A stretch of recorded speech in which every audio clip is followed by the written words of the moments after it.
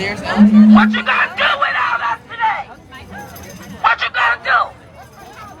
Child care is everything. Let's make them fix it. Fix it. And let's fix it now.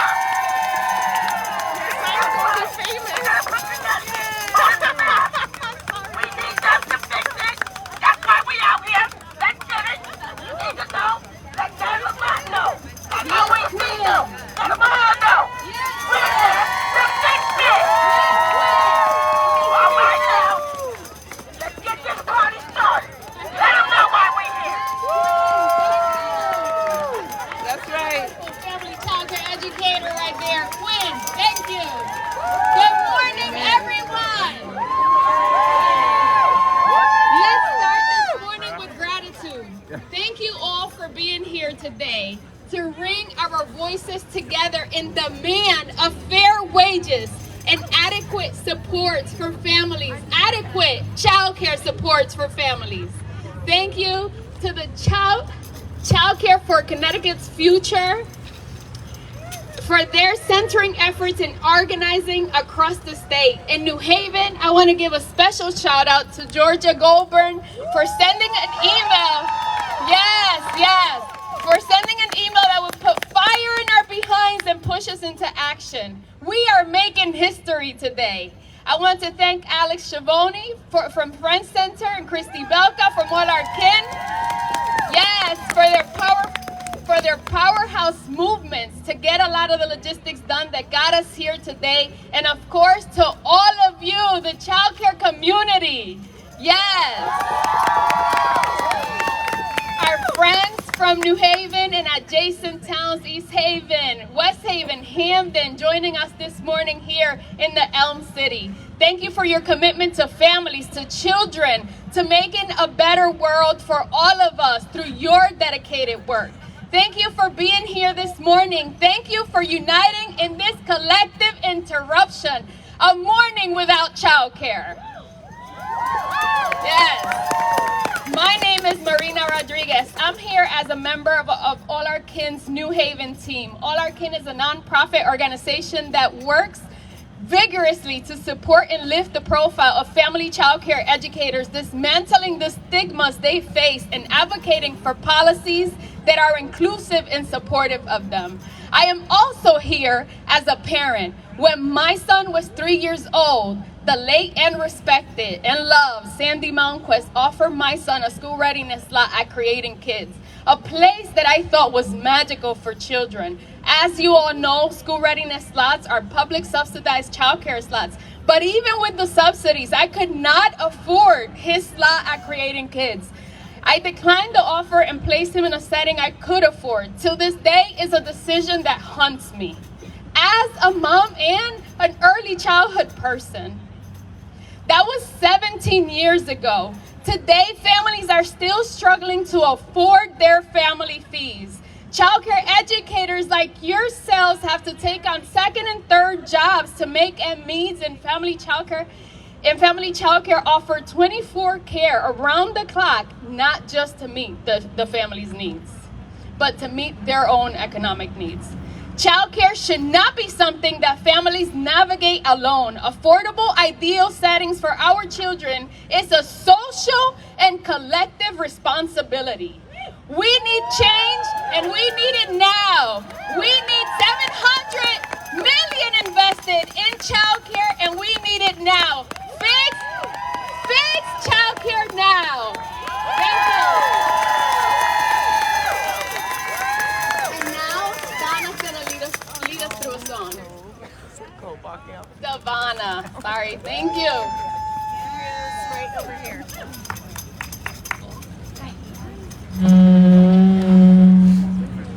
Good morning, everyone. Good morning. Oh, come on, we work in childcare. Good morning, everyone. Good morning.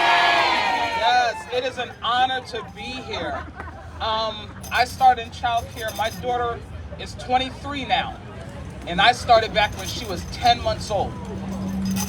Again, looking for work, not being able to afford childcare, so that's how I got into childcare. And it has been an awesome experience. I've worked different jobs. I work with reentry citizens, but I've always come back to early child care. Can you hear me? Can you hear me now? The speaker's not working with me. We hear you. You can hear me?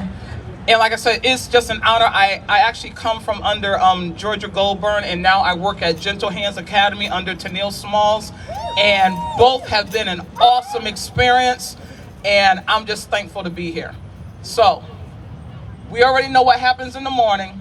Once the children get settled, and it's time for an early morning meeting, we start singing some songs to get them hyped up, get them ready to go. And this is such a joyous occasion, so I think it's befitting to start with If You're Happy and You Know It. What do you think? I think we can do it. I think we can do it. I think we are experts at If You're Happy and If You Know It. I think we got it covered. I don't think we're going to have any trouble with that one. We are all in this together. And I'm not singing High School Musical. We're not singing that. Are my musicians ready?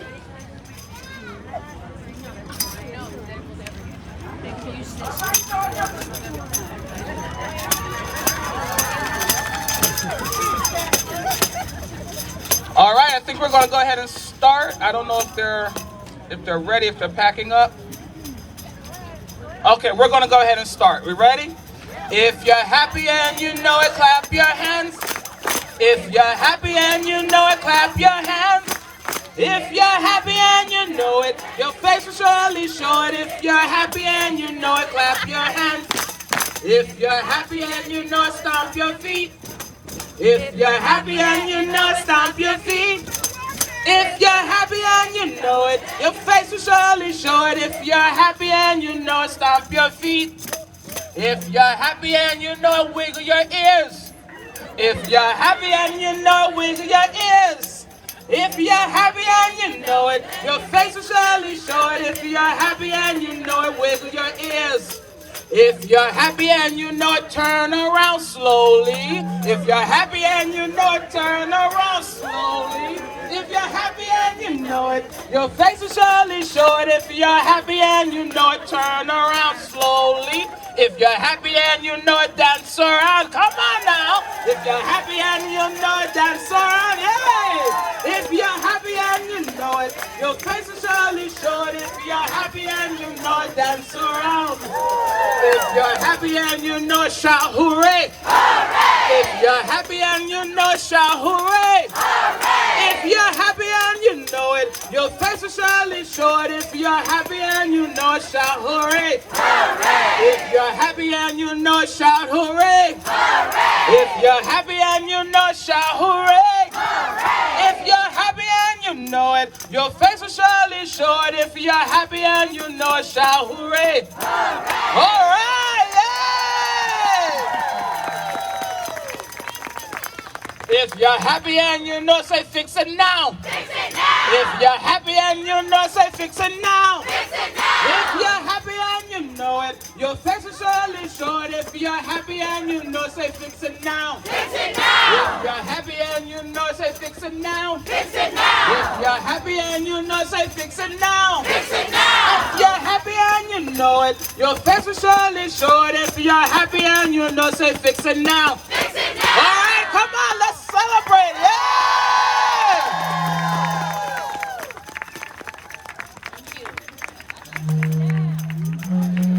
Oh, that was bad. Good morning. It's nice to see all of you here. I am so glad I was not leading that singing, and so are you.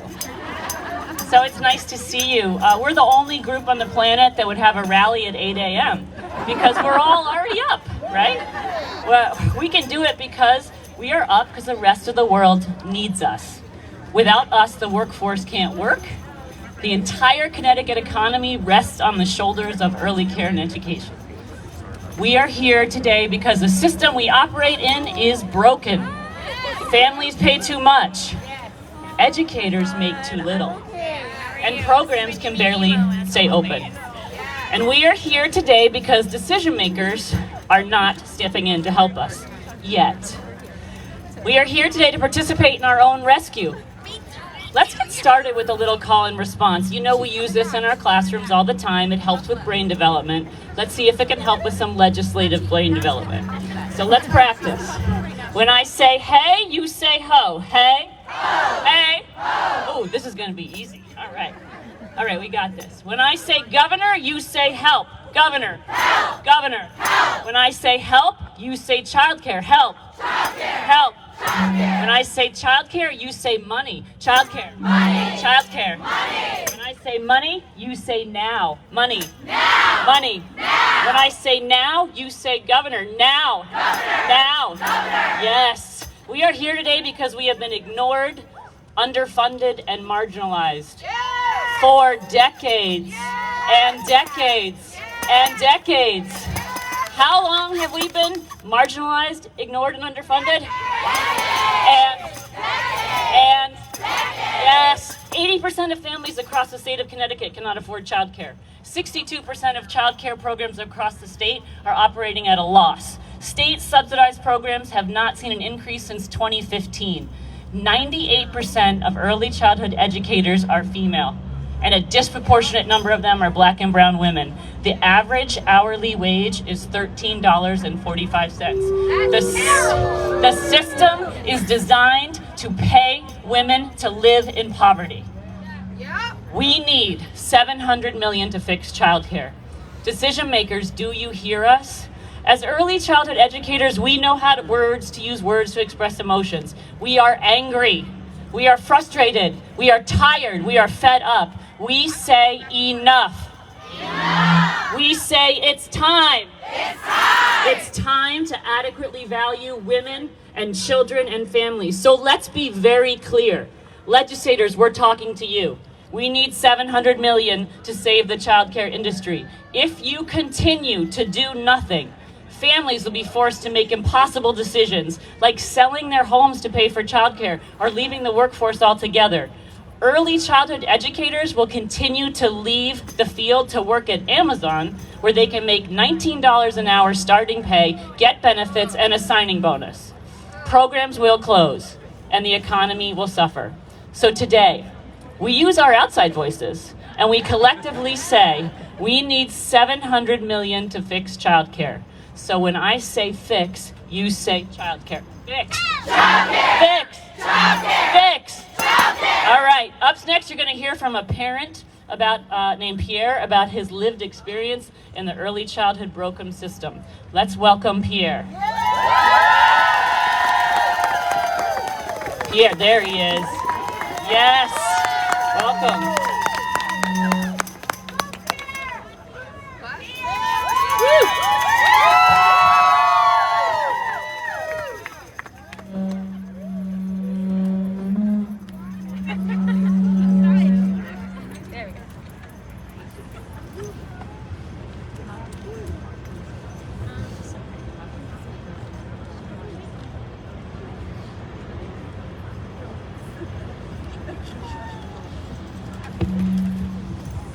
Good morning. My name is Pierre. What's that? Okay. My wife Jenna and I have two boys, and we are blessed beyond measure to have had them in an incredible child care program for the last 4 years. I'm repping with the sweatshirt here. It would be impossible to express what this program has meant to our family, nor how close we have become to the teachers who have taught, protected, played with, supported, consoled, and loved our children. Not only do these teachers allow us to go to work, but they have taught us so much about parenting through their experience, expertise, and wisdom. Jesus said that we must become like children in order to enter the kingdom of heaven. Most assume he's talking about children's innocence, but I've come to see this differently. At my son's daycare, they have created an environment where children can be truly themselves, which is to say, honest, full of wonder, and loving. By seeing my own sons in this setting, I haven't just learned about them or how to be a better father, which has definitely happened, but I've gotten to see what it might be like if we were to really succumb to the best and highest parts of our humanity. I suspect that this is a glimpse of the heaven Jesus was talking about. The teachers and administrators who have cared for our children have given us more than they could ever know. Andrea, Stephanie, the Amy's, the Beths, Lori, Teal, Shakira, Jamie, Allie, Quisha, Karen, and of course Rachel, to name just a few. I shudder to imagine our family without you.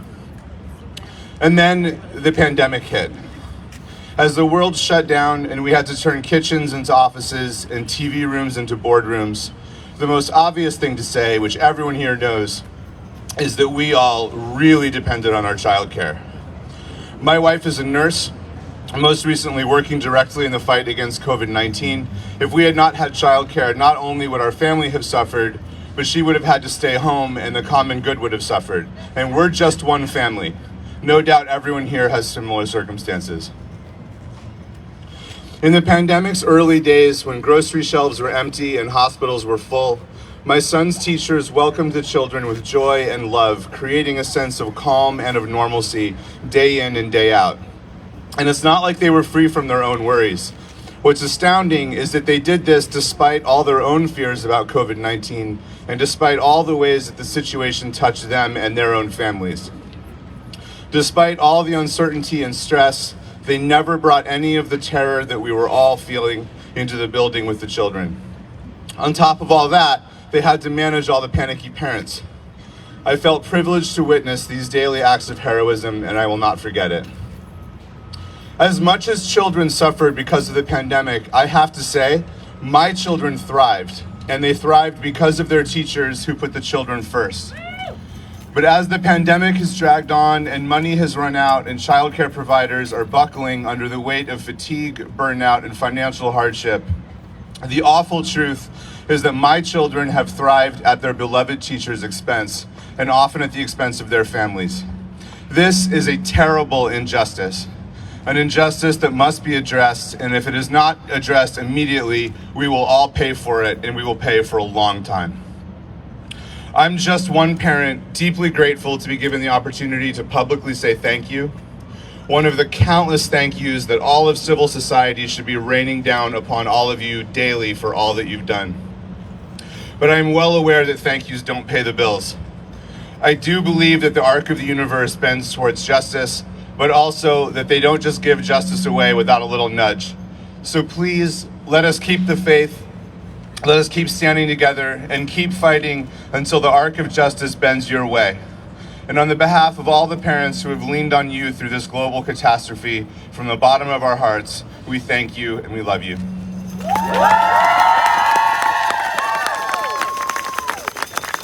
Thank you.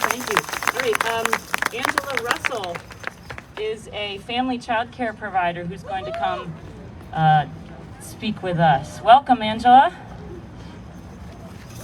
She's getting ready, yes. Now this makes me very nervous back here. We're all standing on a bench, I want you to know. So don't get us too excited up here. Got it? Oh, watch this on your foot.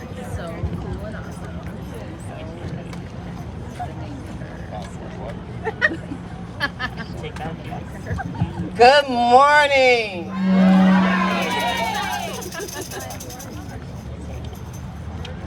One of the most popular complaints in the history of childhood can be summed up into 3 words. That's not fair. Kids seem to notice any real or perceived injustice from a very early age, particularly any injustice that befalls them. Yet how exactly does one even define what's fair?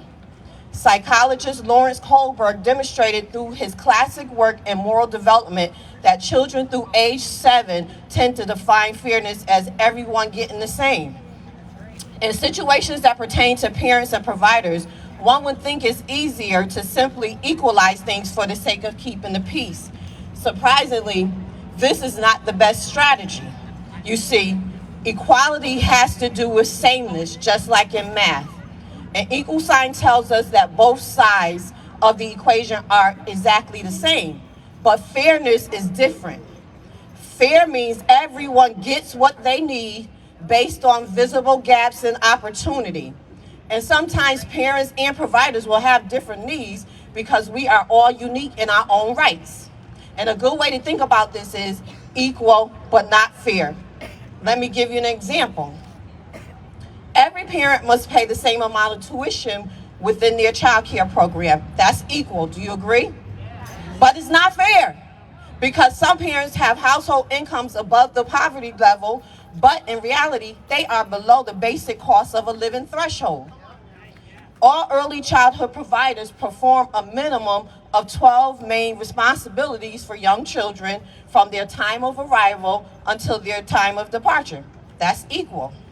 But it's not fair because home-based family child care providers are more likely to be the sole employee performing these responsibilities, working anywhere from 10 to 12 hours shifts per day, maybe 5 to 7 days per week, and some working 24 hours, 5 to 7 days a week for low compensation and no benefits.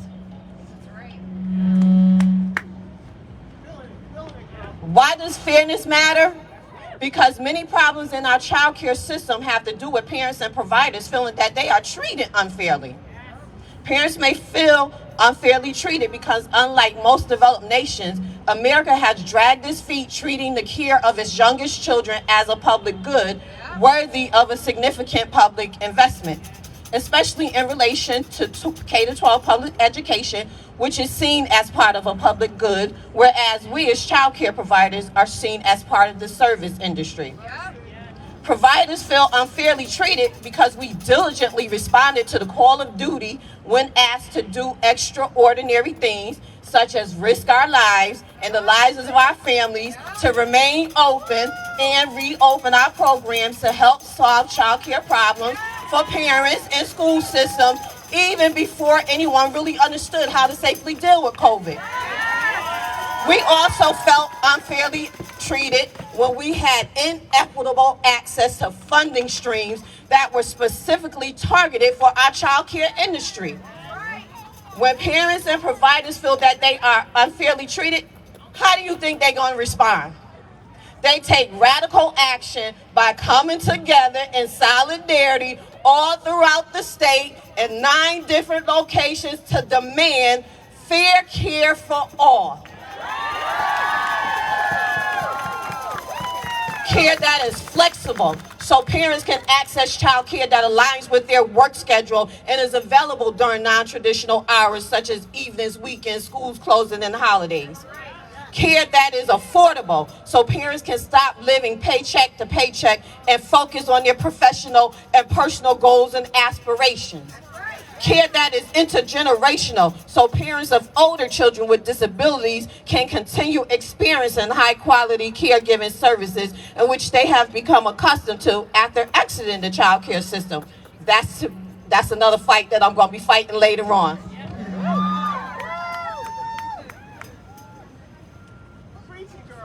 And child care that is reliable so providers can remain open without interruption so they can meet the child care needs of parents so they can remain and advance in the workplace.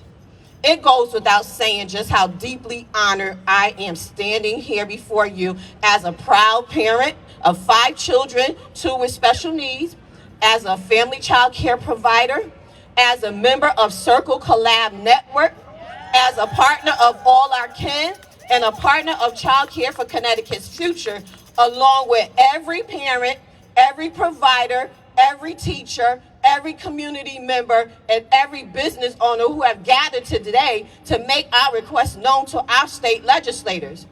And our request is simple. As you are contemplating your decision on how best to support Connecticut's child care industry, we strongly urge you to imagine yourselves or your family members in our shoes. Then make the only decision that takes our situation, our needs, our intentions, and our contributions into account. Fully support the 2 child care stabilization bills that have just come before the Connecticut legislature to ensure fair care for all becomes a reality for generations to come. Fair care for all.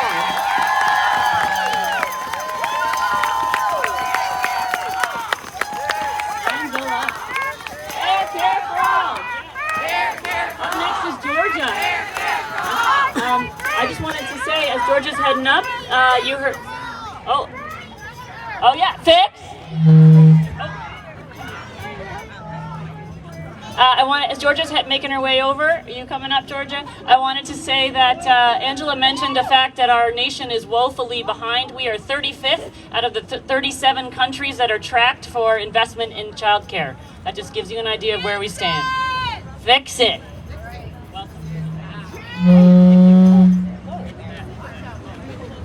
Can you hear me? My speech is not going to be very long because I don't like to talk when I'm angry. And I've already shared that with the group. I don't like to talk when I'm angry. And my staff knows I don't like to talk when I'm angry. So they just leave me alone, go in my office, close the door, because I don't like to talk when I'm angry. But I have to talk today because I'm angry. I'm angry because you should not be here this morning. You should be in your classroom receiving children so their parents can go to work. I'm angry because we should not be in this situation right now. Because when the governor needed us and he called us out in a pandemic, we responded. I'm angry right now because after months of warning this governor that childcare is on the brink of collapse, he devoted $0 out of a $2 billion surplus to fix the crisis in the childcare industry. So I'm angry right now. But I'm also grateful right now because this governor has done something that I have never seen in the almost 20 years of me being in childcare.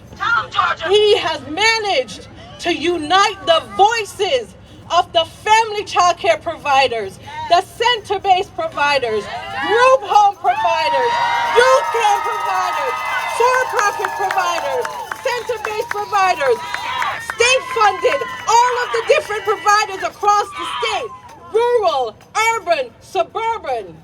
He has united our voices, and I'm shaking right now because I'm so angry. And I don't want to fall off of this thing.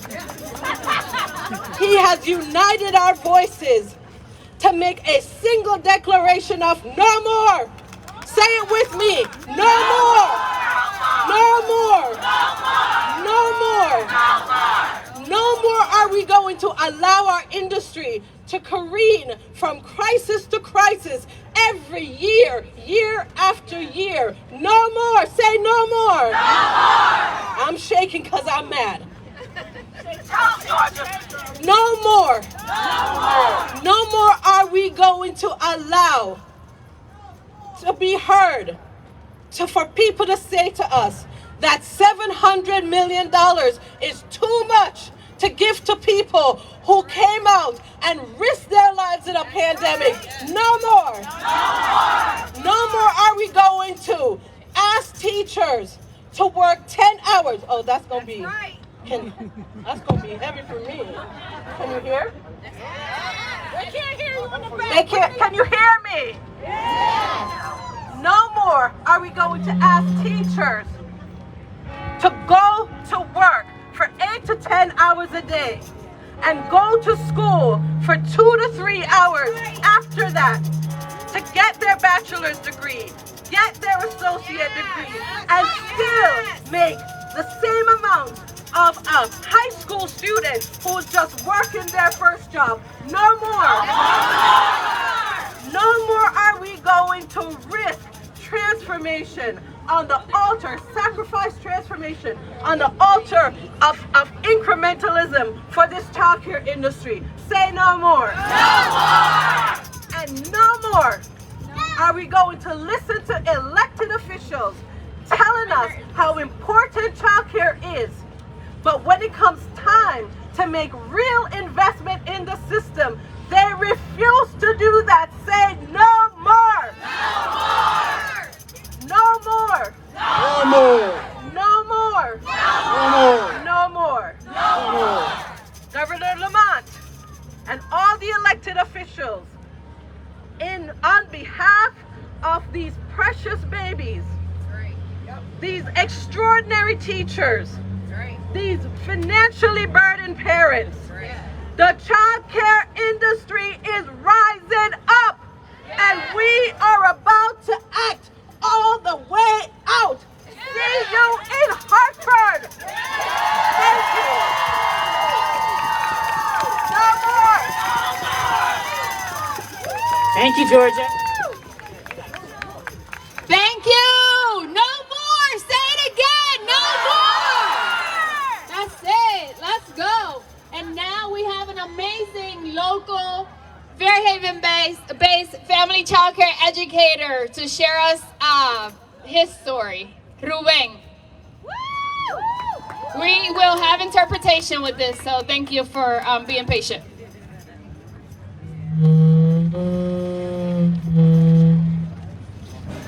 Good morning, everyone. Good morning, Family Home Child Cares.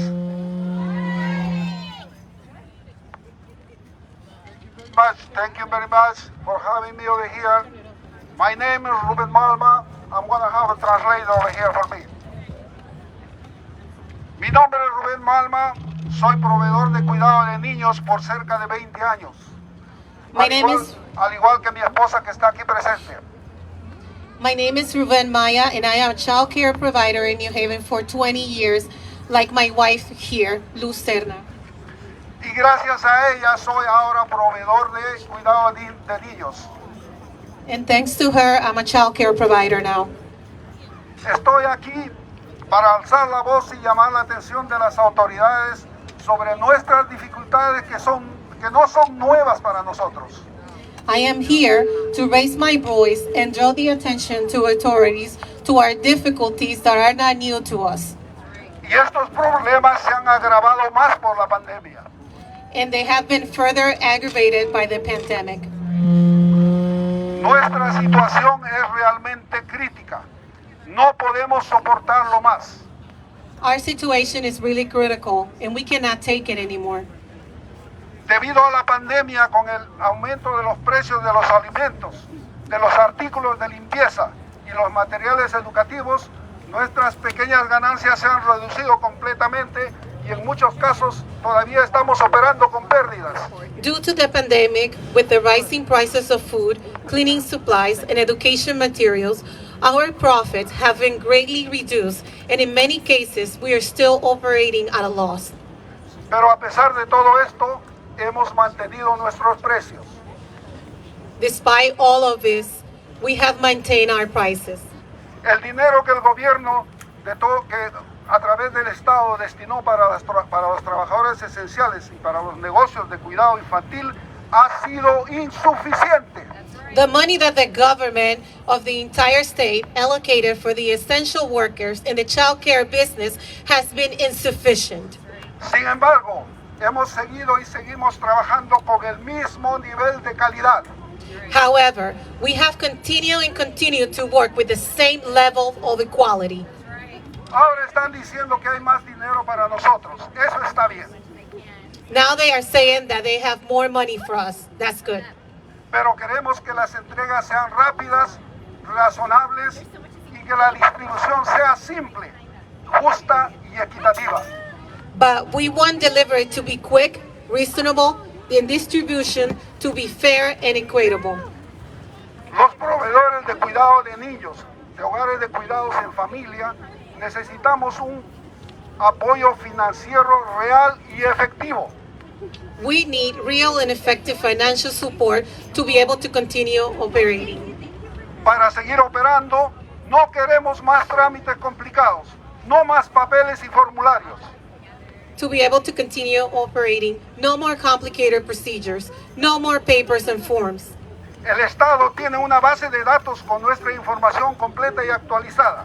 Lo que deben hacer es enviarnos los cheques directamente a cada uno y a cada uno de los proveedores. The state has a database with our complete and updated information. What they must do is send us the check directly to each and every one of us and each of the providers. De lo contrario, cerraremos nuestros negocios. Otherwise, we will close our businesses. Quiero terminar enviando un saludo y un abrazo a todas esas mujeres guerreras proveedoras de cuidado de niños de familia. I want to finish by saying a hello and a big hug to all those women, warriors, who are taking care of our children and our families. Es hora de decir basta ya. It's time to say it's enough. Thank you very much. Thank you, thank you. So right now we were going to have Rosa come out and say a few words, but I don't know if you've heard, but she has come down with COVID. So we have Jamie here from her office who's going to come up and make a statement on her behalf. I think we should just take a moment and say, we hope you feel better, Rosa. And feel better, Rosa. Come on up, Jamie. Oh, thank you so much, everyone, for being here today. I just want to say on behalf of Rosa, you guys are just amazing and fabulous, and you have the babies out here, so thank you so much. And here's a statement from Rosa. So she says, I am so sorry that I cannot be there with you all this morning as you rally for a better child care system, but I want all of you to know that I have your back. I also want to thank the executive director of the Friends Center of Children, Alex, for helping make this rally possible. And of course, I must give a special shout out to all of the advocates and parents gathered today to share their own experiences and their stories. You need to be heard, and I am grateful to be in this fight with all of you. You are integral in this effort to demand a better child care system. If there is one thing that navigating this pandemic has taught us, it is that childcare is the backbone of our economy, and our childcare system is simply not working. Not for children, not for parents, and not for our providers. We need renewed investments in childcare, which is an industry teetering on the brink of collapse. Without robust funding, the childcare industry will not be able to provide the care needed to help Americans fully recover from this crisis. During the pandemic, over 2.3 million women left the workforce, and even more women and women of color worked part-time because they could not find full-time jobs. And it is not that these women or these parents opted out of the workforce, they were in fact pushed out by inadequate policies. And a major part of this problem had, and still has to do with the lack of adequate child care. Now, I was pleased that in the recently passed federal spending bill, we secured, and let me make sure I emphasize this, $6.2 billion for the Child Care and Development Block Grant, which is an increase of $254 million. But we have a long way to go. It is long past time that we create a new permanent child care system that recognizes our current one is simply broken. Now is the time to build an infrastructure that respects and values women in the workforce. This means building a system that works for families by providing a universal paid family and medical leave program, affordable child care for all, and a permanently expanded and improved child tax credit. A transformative policy that has helped families with child care costs. These policies have been at the center of my fight for working families throughout my career, and there has never been a more important time to put this at the center of our public discourse. Failure to address these issues will have long-lasting consequences for opportunity and gender equality in the workplace for generations to come. And that is where you all come in. Remember, Congress is an institution that responds to external pressure. So thank you for standing up and speaking out. You will be heard. Now let us continue this fight together and win together, because after all, we know how much is on the line. Together we can get this done. Thank you so much. Thank you, Jamie. On behalf of Rosa, we appreciate you. Up next, we're going to hear from Mayor Elicker. Should come on up and join us. Good morning. Good morning. So I've been to a lot of rallies, and I've had a number of firsts this morning. It's my first rally at 8 a.m. It is my first rally where I sang "If You're Happy and You Know It," and it's the first time. So, folks from Lila Day, can we hear you, Lila Day? It's the first time I have seen the Lila Day teachers that care for that have cared for one of my little girls who's a little bit older, and my little girl April, really riled up. Usually we show up and they're so zen, and in comparison to what's going on in my house when we're trying to get our kids organized and everything, you guys have some sort of mystery magic that controls our kids in a way that I need to learn from you. I tip my hat to the early child care providers here today because of so many reasons. Early child care is about our economy, right? It's about our economy, and that was abundantly clear during the pandemic when so many places shut down, but you kept running to help our healthcare providers have the care that their children needed so that they could care for us, to help our essential workers. It's abundantly clear right now when so many people have not re-entered the workforce because they can't afford to, because they need to stay home and take care of our children. Early child care is about the economy. Early child care is about jobs. And frankly, it should be about real jobs. And we need to pay people that are educating our young people a wage that actually respects the skill that they have and the care that they are providing to our babies. But most importantly, and I speak as a parent here, early child care is about our babies. It's about our babies. We talk about our kids being our future, and we need to invest in our future. And ever since High Scope Perry, a study that was done years ago, and many, many studies since then, it is abundantly clear that if we invest in young people when they're early on, it changes their lives for decades and decades to come. The evidence is overwhelming, but the problem is we're not reaching our capacity. 90% of child's brain development happens before the age of 5. And there are over 8,400 children in New Haven that are under 5 in our city, but over 2,500 children under 5 still need access to early childhood education but are not receiving it. The lack of childcare remains a barrier to employment, but it remains a barrier to our ability for our young people to access their full potential.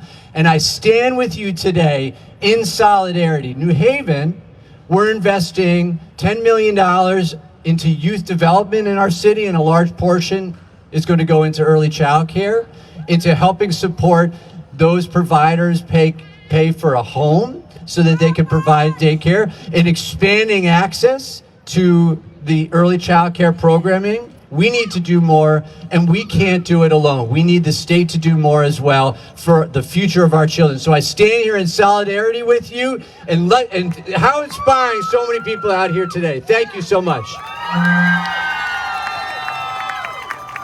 Thank you, Justin. Thank you, Mayor Elker. Up next, we have Jennifer from Connecticut Voices, who's going to round us out for the day.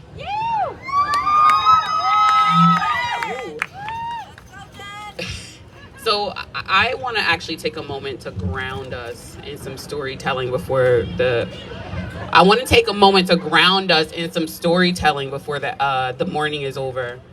And I want to tell you all a little bit about my experience in early child care as a child. My story starts with high quality early care. My story starts with warm peach oatmeal in the basement child care center of St. Andrews on Dixwell Avenue. My story starts with loving teachers who cared about my well-being, my academic progress, and my family. My story starts with childcare that was walkable.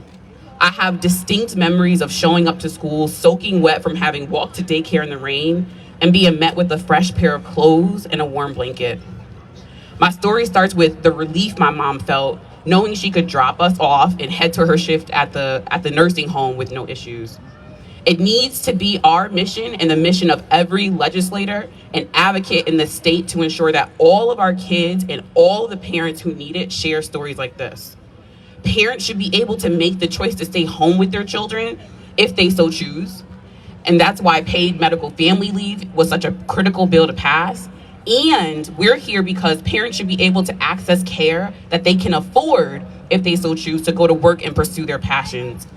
Ensuring families can make the choices that are right for them will strengthen the economy, help families make decisions that to come and stay in Connecticut, and ultimately strengthen Connecticut's families. We want a Connecticut where families can root and grow, where there are policies that meet the diverse needs of all families. But our current reality is not that. Our current reality is that childcare costs are too high. Our current reality is that childcare workers are compensated at offensive rates for their critical work. Our reality is that child care centers in the industry itself is collapsing right before our very eyes. Our reality is that even though parents search and try, parents don't have good options. And our ultimate reality is that our children are being left behind. So for the legislators who are here listening, I know that you've heard here today, what you have heard here today makes the task at hand feel impossible. The issue is so big, you start to ask, where do we start? My recommendation to you would be to listen to women. This woman-led movement of caregivers, activists, organizers, and advocates have been laying out the groundwork for solutions for decades. They're ready to work with you to ensure that we can begin undergirding a childcare infrastructure that's actually sustainable. And there's work already being done that's underway. Today, the Finance Committee will be hearing testimony for HB 5403 on implementing a child tax credit. And I want to acknowledge Representative Sean Scanlon for his work on advocating for the passage of this bill. Getting more money into the pockets of families who need it the most so that they can offset the offensive cost of childcare will help to undergird families in Connecticut. The next step is providing more affordable, high-quality care by saving the sector and providing providers with what they deserve. Thank you, and thank you for attending the rally.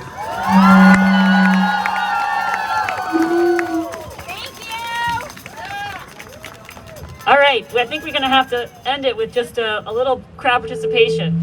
So let's start with thanking our teachers. And you're going to have to be in it, teachers. You thank the other teachers, and then we'll go around. But when I say thank you, you say teachers. Thank you. Teachers. Thank you. Teachers. When I say thank you, you say parents. Thank you. Parents. Thank you. Parents. When I say thank you, you say... Who are we thanking? Children. Thank you. Thank you. All right. I just also want to acknowledge the leaders who came out today to help make this happen. We have Amy from Alphabet Academy, Georgia from Circle and Hope Development Center, Marina from All Our Kin. Thank you. Really, if I'm missing someone, please shout it out. But thank you, everyone, for being here. Let's hope they heard us. Look